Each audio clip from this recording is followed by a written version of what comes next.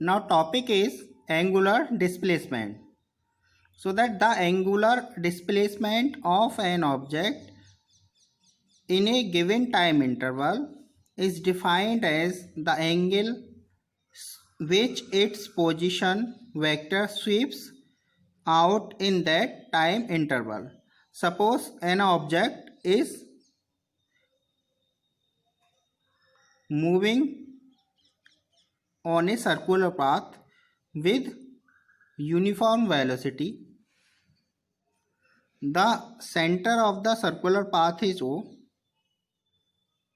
At a time, the object at point P, after some time interval, it is reached at the point B.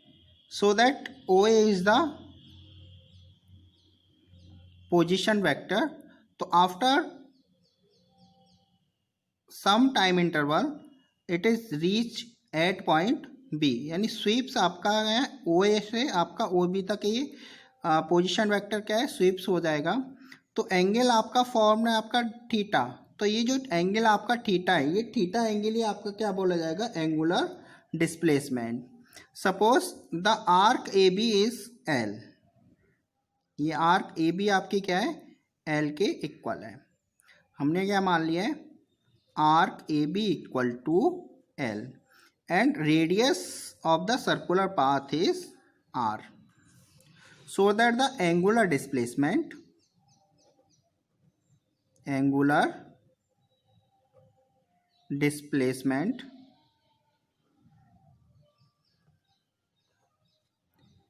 theta equal to arc upon radius. So that theta equal to arc is L upon R. And the unit of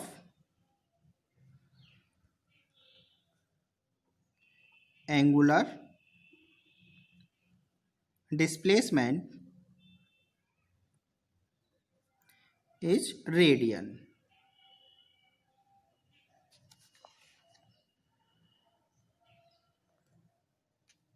तो unit क्या होती है इसकी radian. Next topic है आपका angular velocity. Next है आपका angular velocity. It is defined as the ratio of angular displacement to the time taken by the object to undergo the displacement and its unit is radian per second.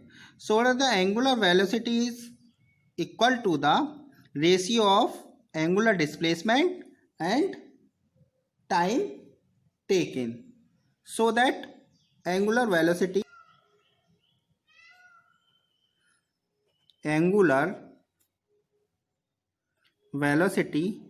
equal to angular displacement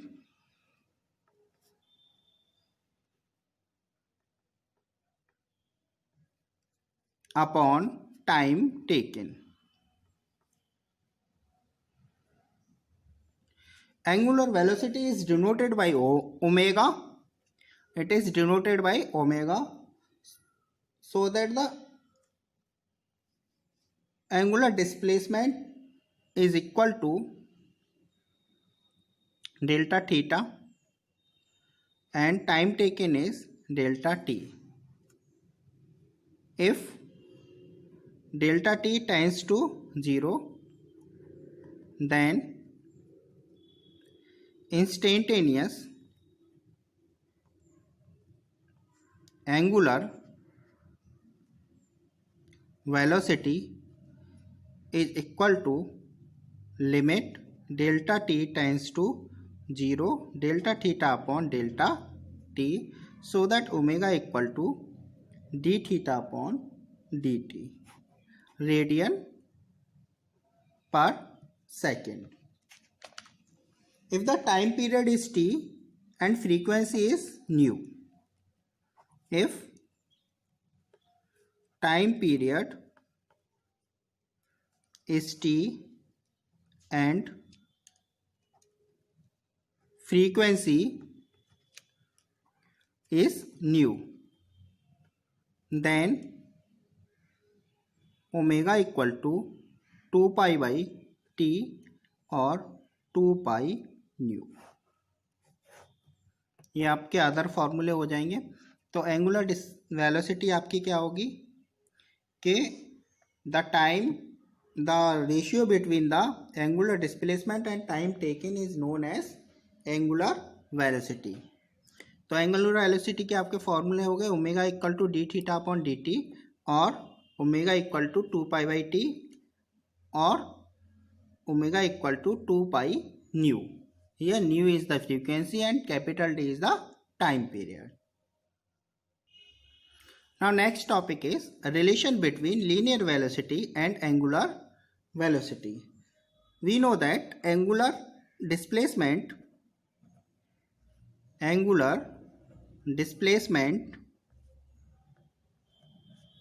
theta equal to L upon R. Now differentiate both sides with respect to t. Now differentiate both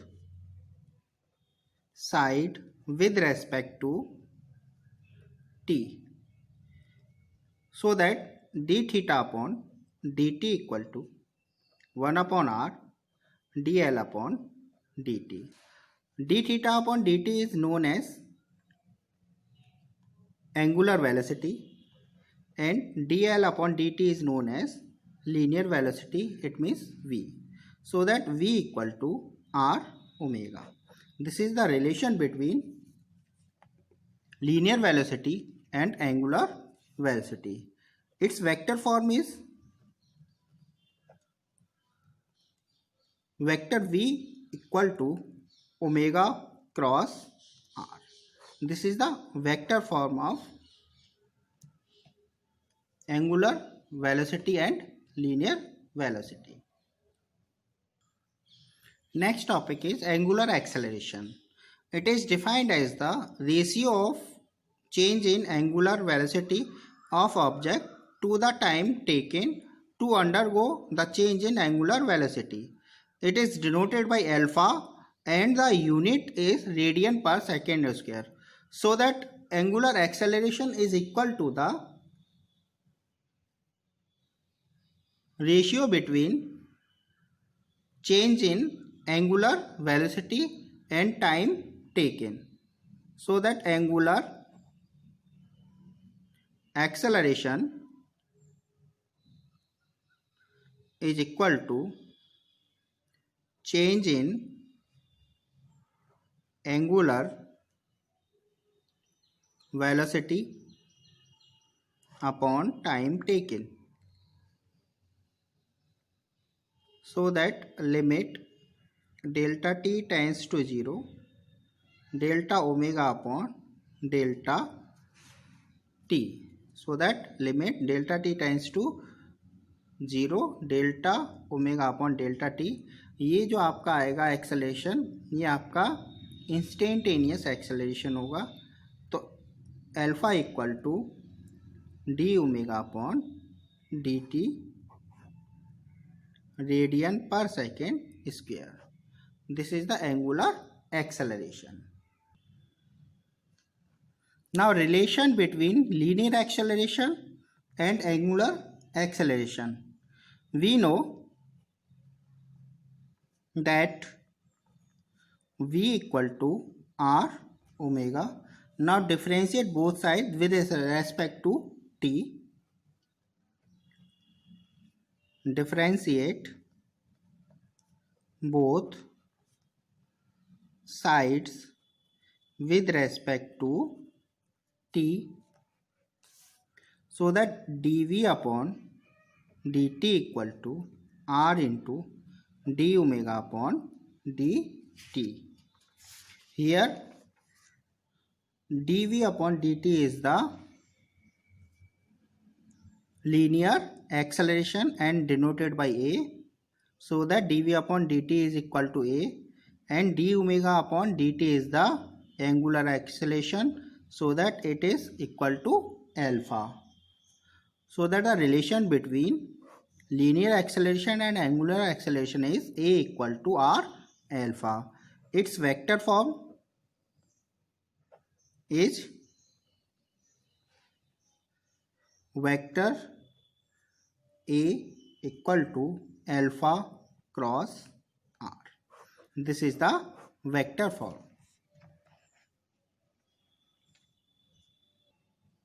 Next topic is centripetal acceleration.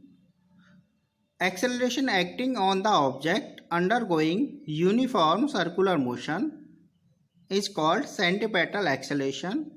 It's always act on the object along the radius towards the center of the circular path.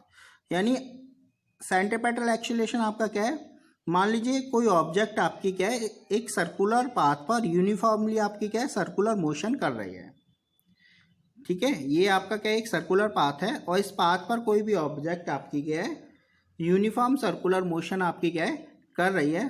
Suppose the centre of the circular path is O, so that an acceleration is produced in the object towards to the center. This acceleration is known as centripetal acceleration. यानी जब आपकी कोई object circular motion करती है uniformly तो centre की ओर आपका क्या है एक एक्सेलेरेशन प्रोड्यूस हो जाता है. उस एक्सेलेरेशन को ही हम क्या बोल देते हैं सेंट्रीपेटल एक्सेलेरेशन. तो सेंट्रीपेटल एक्सेलेरेशन की जो डायरेक्शन होती है always towards to the centre. तो यहाँ पे हम मान के चलते हैं कि कोई ऑब्जेक्ट आपका अभी यहाँ पे एट पॉइंट P पर है और इस पॉइंट P पे आपकी क्या है वेलोसिटी क्या है v1. अब देखिए यहाँ पे आपकी क्या है सर्कुलर मोशन तो कर रही है, ठीक है, यूनिफॉर्मली मोशन कर रही है. तो यहाँ पे जो वेलोसिटी होती है ना, मान लीजिए अभी आपका जो ऑब्जेक्ट है वो पॉइंट P पर है. After time delta t it is reach at the point Q and the velocity is v2. तो यहाँ पे इन दोनों v1 और जो v2 वेलोसिटी इनका मैग्नीट्यूड तो रहेगा equal but the direction is different. इसलिए हमने यहाँ पे v1 ले लिया है और यहाँ पे v2 ले लिया है, लेकिन दोनों का जो मैग्नीट्यूड होगा यानी v1 का जो मैग्नीट्यूड है और जो v2 का जो मैग्नीट्यूड है वो आपका क्या रहेगा सेम रहेगा but the direction is different, ठीक है. Suppose the angular displacement is theta and the radius is r and the arc PQ is equal to delta L. ये आपका क्या है डेल्टा L के क्या है इक्वल है. अब हम क्या है इसका एक करस्पॉन्डेंस हम क्या फिगर हम बना लेते हैं, ठीक है. यहाँ पे आपका क्या है वेक्टर v1 है, ये पॉइंट O मान ले O डैश हम मान लेते हैं इसको. ये दूसरा वेक्टर है आपका v2 यानी वेलोसिटी, ठीक है. इन दोनों को ऐड करेंगे तो इनका जो रिजल्टेंट है ये आ जाएगा डेल्टा v. हमने क्या मान लिया है ये पॉइंट A मान लिया और ये B मान लिया है. एंगुलर डिस्प्लेसमेंट आपका डेल्टा थीटा. तो यहाँ पे देखिएगा ये दोनों आपके ट्राइंगल क्या हैं सिमिलर ट्राइंगल हैं, ठीक है. In similar triangle OPQ and O dash AB. तो सिमिलर ट्राइंगल की प्रॉपर्टी होती है कि जो करस्पॉन्डेंस साइड होती हैं उनका जो रेशियो होता है वो आपका क्या है सेम रहता है. So that the PQ upon OP, PQ upon OP equal to PQ के करस्पॉन्डेंस साइड है आपकी AB एंड OP के करस्पॉन्डेंस है आपका O डैश A. तो PQ upon OP equal to AB upon O dash A. इनकी value रखेंगे. PQ की वैल्यू है आपकी delta L, OP is R equal to AB is equal to delta V. अभी हमने ये बताया था कि इनका जो V1 और जो V2 है इनका मैग्नीट्यूड आपका सेम है, V के इक्वल है बट डायरेक्शन आपकी क्या है डिफरेंट है. तो V1 है वेक्टर V1 है तो यहाँ पर V1 का जो मैग्नीट्यूड आपका क्या हो जाएगा V.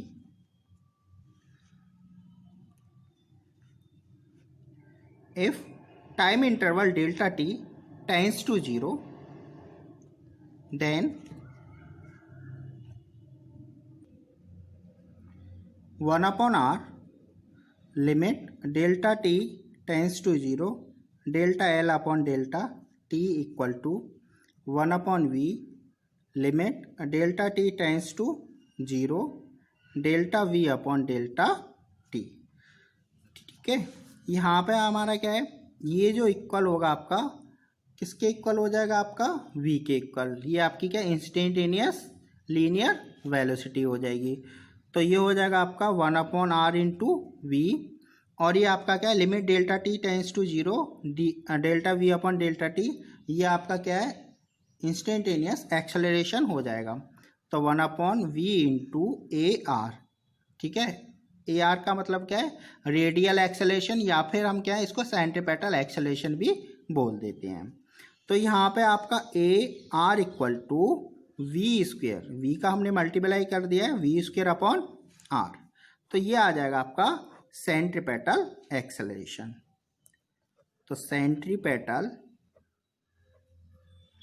Acceleration A R equal to V square upon R, but we no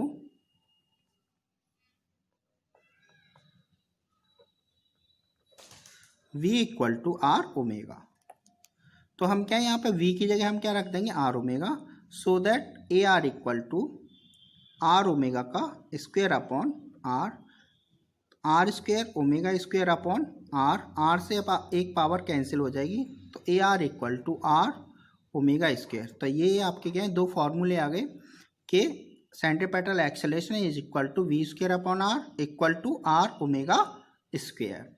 तो यहाँ पे हम क्या है ए आर को हम क्या बोल सकते हैं, रेडियल एक्सेलरेशन भी बोल देते हैं, रेडियल एक्सेलरेशन, या फिर हम बोल देते हैं सेंट्रीपेटल एक्सेलरेशन। ठीक है, अभी जो हमने निकाला था सेंट्रीपेटल एक्सेलरेशन या रेडियल एक्सेलरेशन, वो आपका क्या था, जब आपका पार्टिकल या ऑब्जेक्ट आपकी क्या है यूनिफॉर्मली सर्कुलर मोशन कर रही है।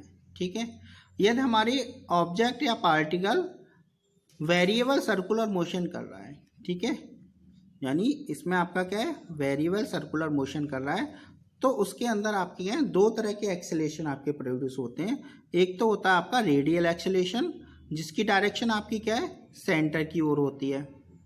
ठीक है, और एक आपका टेंजेंशियल एक्सेलरेशन भी आपका क्या है प्रोड्यूस हो जाता है, जिसको हम AT से डिनोट कर रहे हैं। ठीक है, तो यहाँ पे आपके क्या है दो टाइप के एक्सेलरेशन प्रोड्यूस होते हैं, एक रेडियल एक्सेलरेशन और दूसरा टेंजेंशियल एक्सेलरेशन।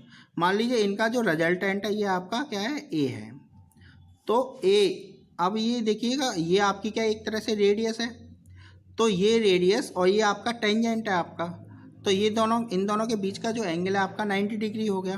तो रिजल्टेंट जो होगा आपका ए इक्वल टू अंडर रूट में A R square plus A T का square.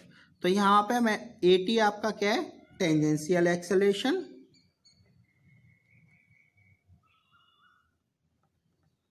And A R is radial acceleration. तो यहाँ पे हम ध्यान रखेंगे कि जब आपकी क्या है ऑब्जेक्ट वेरिएबल सर्कुलर मोशन कर रही है, तो उसके अंदर आपके दो तरह के आपके एक्सेलरेशन प्रोड्यूस होते हैं। एक तो होता है रेडियल एक्सेलरेशन, दूसरा होता है आपका टेंजेंशियल एक्सेलरेशन।